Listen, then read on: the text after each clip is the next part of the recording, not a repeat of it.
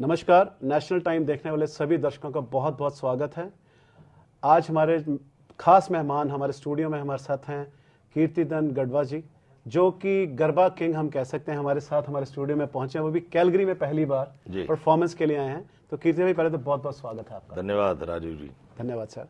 तो कीर्ति भाई, हम शुरू करते हैं कि जैसे कहते हैं ना, जो गाने का शौक होता है, कुछ बाथरूम सिंगर होते हैं, कुछ को बचपन में वो शौक मिलता है, और कुछ को होता है कि विरासत में चीजें मिलती हैं। बिल्कुल। तो इन तीन चीजों में से हम किस चीज को आपके लिए चुने? हमको ये कला विरासत में मिले हैं जी, क्योंकि हमारे स्वर्गस्थ पिताजी वो भी इसी फील्ड में थे, फोक के फील्ड में थे जी, और लोक डायरा हमारे गुजरात में ऐसे फोक के प्रोग्राम को लोक डायरा बोलते हैं। लोक डायरा, यस, वो लोक डायरा जैसे आपके वहाँ जगराता जागरण होते हैं। यस, वैसे ही। तो वो हमारे पुरखों से परंपरा यही रही है। और मैं जिस कास्ट से बिलोंग करता हूँ, गढ़वी, हम चारण, जी जी, तो सरस्वती पुत्र शास्त्रों में हमारा उल्लेख है। बिल्कुल, शिव के गण हैं हम। शिव के गान, बिल्कुल। गढ़वी। तो वो कला हमको मिली है विरासत में। जी, फिर मेरे पिताजी ने बताया कि मेरी पढ़ाई हुई, मैं कॉलेज में दाखिल हुआ विद्यानगर आनंद के पास। जी, मन नहीं लगता था क्योंकि भगवान ने मुझे गाने के लिए भेजा है, तो मन नहीं लगता था। तो मेरे पापा ने बताया कि भाई तुझको म्यूजिक ही करना है तो ये सब छोड़ दे। और मैंने बीकॉम करना छोड़ दिया और बड़ौदा एमएस यूनिवर्सिटी में, जब हिंदुस्तान में कोई यूनिवर्सिटी नहीं थी जी, जी, तब से संगीत विद्यालय है, संघ विद्यालय बहुत पुराना, yes। उसमें मैंने एडमिशन लिया और 5 वर्ष म्यूजिक में एमपीए किया, म्यूजिक मास्टर किया। क्या बात है जी। तो आपने सीधा म्यूजिक में मास्टर ही कर लिया? बिल्कुल। ठीक है ना। तो सबसे बड़ी बात होती है कि जहां आपने मास्टरी कर ली, मास्टर एजुकेशन में, पोस्ट ग्रेजुएशन में चले गए, तो उस पड़ाव तक जाने के लिए बड़ी मेहनत करनी पड़ती है। बिल्कुल बिल्कुल। तो हम बड़ा इजी कहते हैं कि किसी ने एमपीए किया और किसी ने एमबीए के लिए, उसके पीछे जो होती है मेहनत, जो वो बहुत जरूरी होती है। तो वो सफर कैसा रहा? हमारे गुरुजन बताते थे, तभी बताते थे और अब भी जो स्टूडेंट पढ़ रहे हैं उनको भी बताते हैं जी, कि एमपीए मतलब मास्टर, ये तो डिग्री है।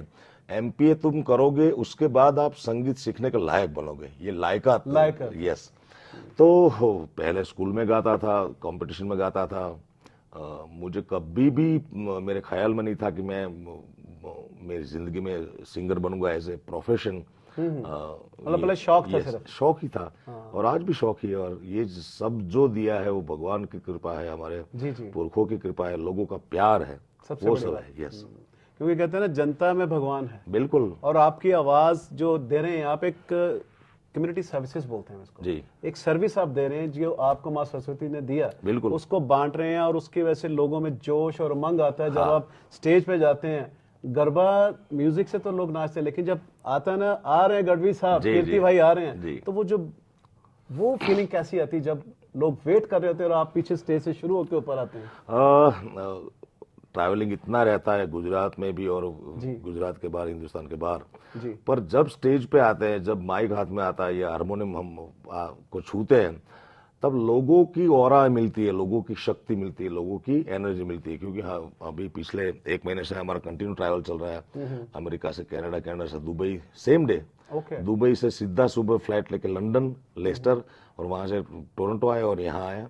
मतलब ये जो एनर्जी है, बिल्कुल वो लोगों की ही है। और नाम भी लोगों का है, दाम भी लोगों का है, प्यार भी लोगों का मिला है। सिर्फ काम आपको बिल्कुल बिल्कुल। काम भी हम तो एक वाहक है ना, जो सरस्वती ने, जो जगदम्बा ने कृपा की है, जी, जी, जी, हमको कुछ लायक समझा है, वो सब लोगों में बांटते हैं। क्योंकि संगीत और प्यार वो बांटने की चीज है। जैसे हम बात करते हैं कि आप गरबा के सीजन में आते हैं या गरबा जब होते हैं, तो इन 2 महीने में तो आपके पास समय नहीं रहता जी। तो बाकी साल में चीजें कैसे चलती हैं? बाकी कंटिन्यू शेड्यूल चलता है हमारा। मैं 30 साल से इस क्षेत्र में हूँ जी, तो मुझे मालूम है, मुझे बिल्कुल याद है कि 2005 से लेके आज तक कभी भी 1 महीना ऐसा नहीं गया, सिवाय कोविड के, कि 1 महीने में कम 10 कार्यक्रम नहीं हुए। क्या बात है।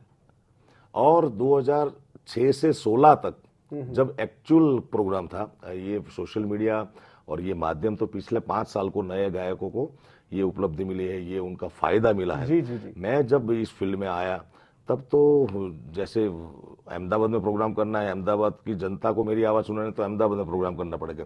वो राजकोट वालों को नहीं पता चलेगा, उसके लिए राजकोट जाना पड़ेगा। तो 2006 से 16 तक पूरे गुजरात में पर मंथ 20 से 25 प्रोग्राम करता था। ऐसा 10 साल मैंने एक्चुअल काम किया है। क्या बात है जी। वो कैसे ना पूरी मेहनत जोड़ के किया है, एक बिल्कुल कर्मठ की बिल्कुल तरह, एक लोगों कर्मठ सिंगर। अभी तो क्या है, मैं यहाँ कैलगरी में गाऊंगा तो लंदन में भी दिखेगा, दुबई में भी दिखेगा, अब तो इजी अवेलेबल हो गया। यस। पहले जमाने में ये होता था, पहले कहीं लगा तो उसके बाद बताया अहमदाबाद थे, अच्छा आप कहाँ आ रहे हैं, जी। राजकोट आ रहे थे। लोगों का एक उमंग भरा होता है। जी बिल्कुल। आप जब बात करें सोशल मीडिया से लोग जुड़े हैं या चीजें हुई हैं, उससे फायदा भी हुआ और नुकसान भी हुआ। बिल्कुल, नुकसान कला के क्षेत्र में ज्यादा इसलिए ऐसे इस वजह से हुआ, मेरा ये व्यक्तिगत मानना है कि किसी भी व्यवसाय में इंसान 10 साल प्रोसेस में गुजरता है, फिर उनकी सक्सेस लाइफ टाइम चलती है ना। यहाँ क्योंकि एक गाना किसी कलाकार का हिट हो जाए, 1-2 गाने, तो उनको प्रोग्राम मिलने शुरू हो जाएंगे। अब 2-3 गाने में प्रोग्राम तो होगा नहीं। प्रोग्राम के लिए तो इतना मटेरियल, एग्जैक्टली। तो किसी भी, हम लिफ्ट में 50 में फ्लोर पे चढ़ते हैं, उतना ही टाइम लगता है जितना उतरने में है ना। स्पीड से डबल स्पीड से आते हैं। एग्जैक्टली। तो ये सोशल मीडिया का एक बैकलॉग कैसे? बिल्कुल बिल्कुल। फायदा तो है ये, लेकिन नुकसान फायदा है, फायदा भी है। फायदा तो ये कि चलो कनेक्टेड हो गए। एग्जैक्टली। लेकिन जो रोज नए सिंगर उभर रहे हैं, 2 गाने किए और उसके बाद प्रोग्राम आया, उसके बाद तो गाने आपके गा रहे हैं, किसी और के गा रहे हैं। बिल्कुल बिल्कुल। खुद का नंबर तो है नहीं। एग्जैक्टली। जो आप कहना चाह रहे हैं, मैं वही बता रहा हूँ कि 10 साल की प्रोसेस में इंसान गुजरता है तो वो पक्का हो जाता है, फिर पूरी लाइफ टाइम चलता है। बिल्कुल सही बात है। तो आप थोड़ा बताएं, आप बॉलीवुड के लिए भी गाने गाते हैं? बॉलीवुड में 2-3 बार मुझे ऑफर आया, पर मेरा कुछ शेड्यूल टाइम की वजह से नहीं बना। मेरा MTV कोक स्टूडियो का गाना सबसे हिट रहा, लाड़की, जो बाप और अपने बेटी का दोनों का प्यार का गाना है।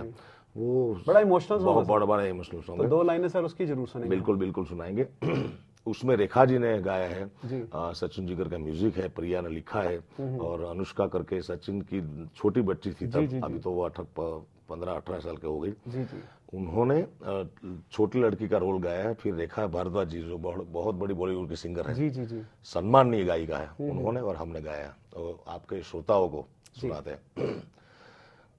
ए ओ रे ओ पारे वड़ा तू काले उड़ी जाज रे, मारी हाटू रही जाने आज निरात, हे आंबली ने पीपड़ी रे, होली आंबली ने पीपड़ी रे, जोशे तारी वाट रे, बेड़ा मड़ी करशू हमें फरियाद, मारी लाडकी ने खम्मा घणी, मारी दीकरी रे ए मिठूड़ी, अमे जोशू रे तारी वाट। क्या बात है, मजा आ गया सर।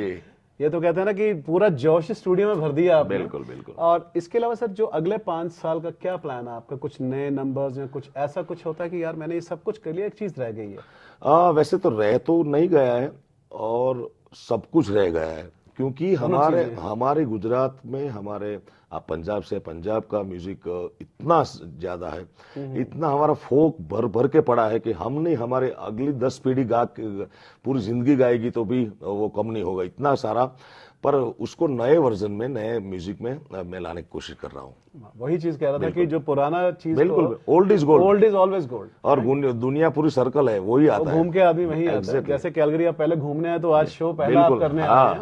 तो बताना चाह रहा हूँ कि गढ़वी साहब का पहला शो है कीर्ति भाई का, कैलगरी में फर्स्ट टाइम परफॉर्म कर रहे हैं। दिल से एंटरटेनमेंट, जो कि ग्वालिया जो हैं, इसके मेन स्पॉन्सर हैं, जो कि वहीं हम थोड़ी देर पहले मिले थे।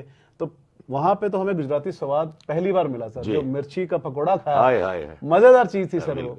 तो उसके बाद जो बढ़िया सर गाना सुना, उसमें तो और भी दिल मोह लिया आपने।